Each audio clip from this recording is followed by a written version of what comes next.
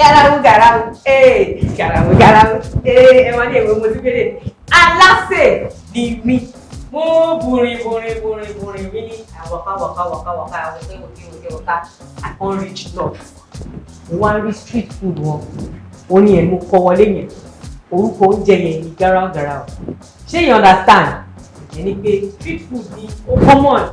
But the thing the kókó ibẹ̀ ni pé nàpa ni tó bá ilé lówó owó ti fi tó ń pè ní mẹ́yìn ìyẹn ọbẹ̀. Ṣé yẹ tó bá ti lówó ọbẹ̀ fábílì ní eléyìí ọmọ wà bẹ̀rẹ̀ fún and it's so sweet. Ó dùn normal oúnjẹ ni báwo la ṣe ń ṣe tẹ́ bá ti rí inú pot mi tẹ́ bá ti rí inú fry pan mi ẹgbẹ́ mo lọ́ra fi òróró sí òróró yẹn máa gbóná a fẹ́ gbá onion inú òróró yìí kò nira rárá oúnjẹ yìí kò ṣe kéde nira rárá àgàgà pé kò sí ọbẹ̀ bẹ́ẹ̀ ṣé you understand they call it Garau Garau so ẹ̀yin fans mi from the northern part of Nigeria mo lérò pé all northern part of Ghana anywhere mo mọ̀ pé yes mo lérò pé ẹ mọ oúnjẹ fall into my comment section kẹ́ máa fún mi ṣé ó débẹ̀ bẹ́ẹ̀ yẹn ṣé mo mọ̀ ọ́ ṣe so now òróró yẹn ti ṣe kí ni ó ti gbóná and this meal can either use it with shinkafa dawake meaning rice and beans or ordinary shinkafa meaning ordinary rice. Pàtẹ́wọ́ fún mi ibi tí mo wà yìí mo ti gbé yín lọ China gbà kan go through my China mo gbé yín lọ sí Chinese China mo sì Chinese fried rice nísìnyí mo ti gbé yín tán gbé yín wọ sínú north àti kò wá tó bẹ́ẹ̀ pé kẹ́ fún mi kúrò any which way mo ń dúró kí wọ́n ṣe kí ni ó gbóná dáadáa meanwhile ó ti gbóná títí a máa wá ṣe kí ni a máa wá da onions aside the fact that what I love about this meal is that it's full of I notice how Hausa strong they have veggies they eat veggies a lot everybody wan come out wọ́n dem jẹ raw that's why they náà má fi àjẹ wọ́n gbádùn bẹ́ẹ̀ yẹn ọlọ́ọ̀ if not because of this insecurity ọlọ́ọ̀ dá pé kó padà that's it so tó bá jẹ tó tẹ́yìn gan bá ṣe tán tẹ́ bá jẹ ẹ mọ̀ pé yẹ ẹgbẹ́ ìkan ra aside the fact that pé tó bẹ́ẹ̀ sapá ni àbí street food ni ó ṣara lóore dáadáa because full of veggies cabbage àti letus àti fresh tomato ẹjọ go through all those ingredients mo kálẹ̀ kẹ́ wá lọ wò lórí Google then onion enjoy gbogbo ẹ̀fọ́ ẹ wá jẹ rice àti rice and beans náà ó ti lọ. so ní báyìí kò ṣe pé akọ̀fẹ́ dúró kó sọ̀tẹ̀ lásán afẹ́jẹ́ fún brown ó máa kò ṣe pé ó máa jóná o brown ẹ máa rí ó máa dàbí golden brown bákan báyẹn èyí tá à ń dúró dé nìyẹn ó máa tún owó sí dáadáa àlùbọ́sà yìí máa wá àlùbọ́sà yẹn àwa di Garau Garau without this there no Garau Garau ṣó ti yẹ yín bẹ́yẹn so ẹ jẹ́ ká fún ní some seconds so ẹ jẹ́ ká fún ní some míì tó máa fi golden brown padà wá.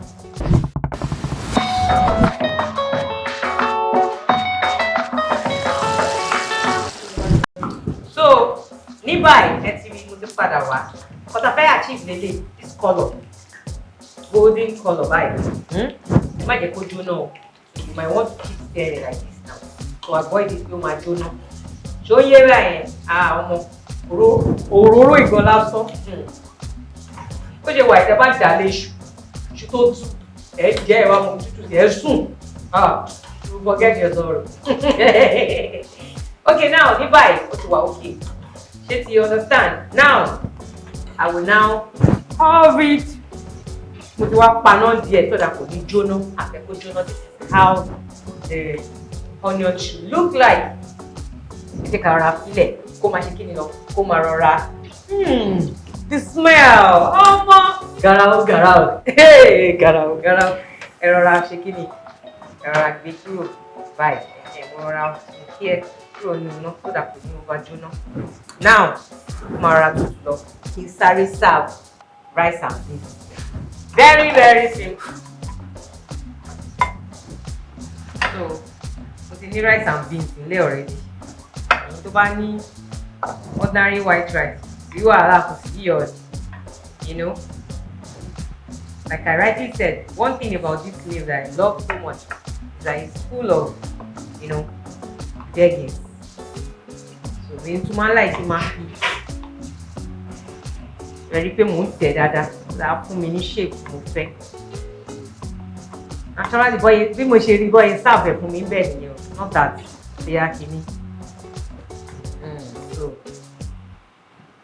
bí àwọn bí òjò iná ìgbà wọn táwọn Hausa máa ń ṣe yẹn máa ń fine ẹ̀ bí calabash báyìí.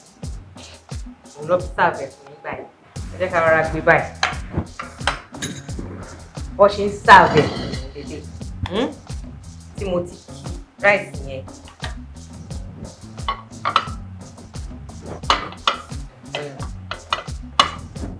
mo ti kí dáadáa bẹ́ẹ̀ yẹn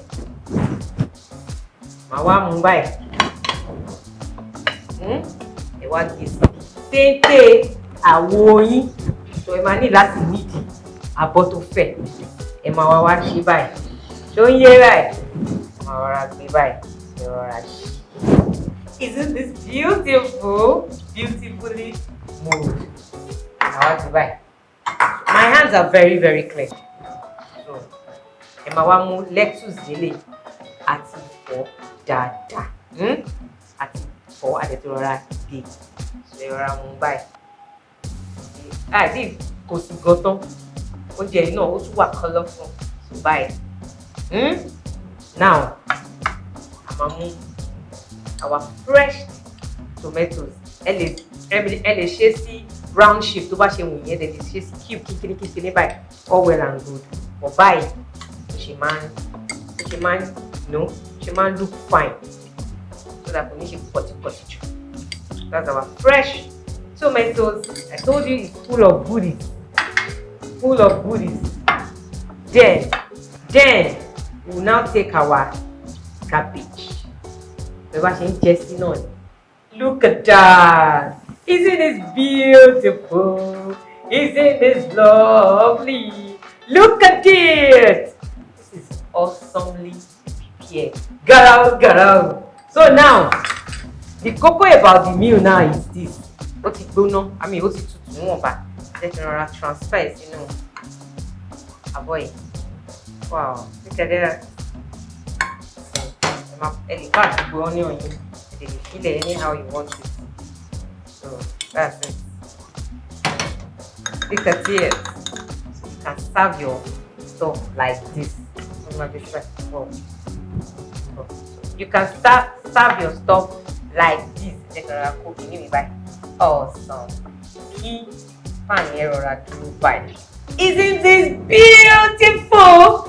Beautifully made by Alase Nimi. Mo pe yin trabaye kò tí wá tán síbẹ̀ o because ẹ bá wò pé ẹ normal nǹkan tó fi wá ń jẹ́ garau garau gangan. This is how you serve your stuff. Ẹ rántí pé onion wa náà wà crispy golden.